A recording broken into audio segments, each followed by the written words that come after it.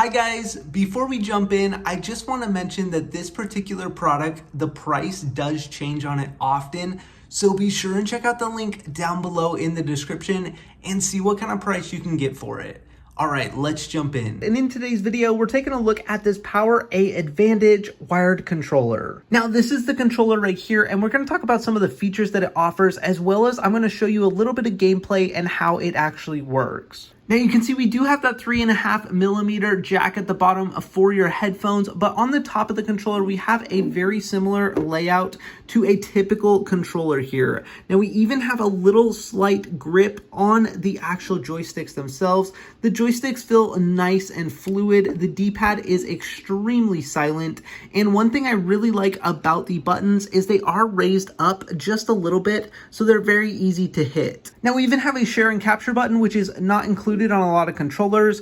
On the top, we have a USB-C port, and they do include a USB-C to USB-A cable with the controller. We have our bumpers, which do feel like regular bumpers, and we also have our triggers, which do feel a little less sluggish than a typical Xbox controller, but I do want to mention why that is in just one moment. Now on the back, we actually have 3 different buttons here to go ahead and map our 2 different programmable buttons there. We also have LED buttons to go ahead and make adjustments to the color. Now I actually wanted to show you here, these are the trigger stops right here, and that's why these triggers do feel a little less sluggish, is because they are designed to have a complete full range of motion like that, or you can go ahead and enable these trigger stops and it will have a very short range of motion, allowing you to single fire a weapon, for example, very quickly, as it does have a quick click-in sensation. Now these 2 buttons back here are programmable buttons, and let me tell you, they are so helpful when you are gaming. They're kind of this version of controllers' paddles,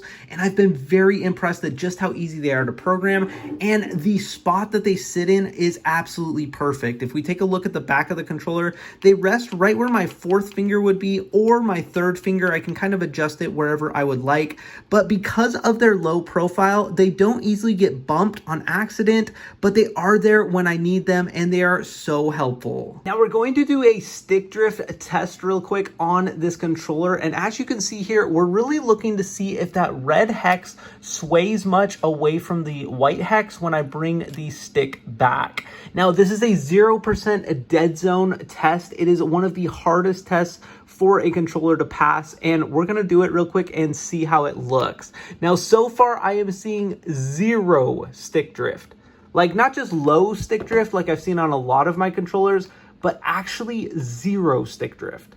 That is amazing. This is the most accurate controller I've ever had, and I have gone through probably about 10 to 12 different controllers. Now, remapping these back buttons is actually really easy. You just simply hold down this top button here, go ahead and select the button that you would like to add to the paddles, and then go ahead and pick whichever paddle you would like. Now, let me tell you, these trigger stops are amazing. I'm able to single fire a weapon very fast because of those trigger stops, and I've noticed an improvement in my gaming with single fire weapons just because of those trigger stops. Now, let me show you something else that really improved my game. Normally, I would have to aim with my right stick and pull my thumb off when I wanted to jump, but now because I have the paddle in the back, I can go ahead and actually move around and jump while I'm still aiming with my thumb. I thought that was a great feature and something that has definitely helped me.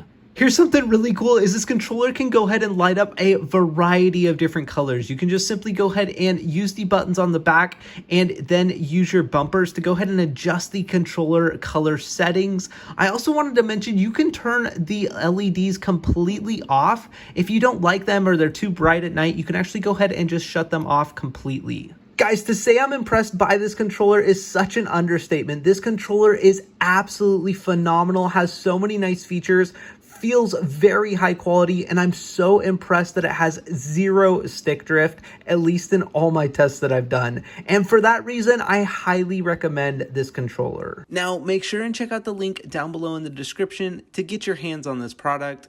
Thank you so much for watching, and have a great day.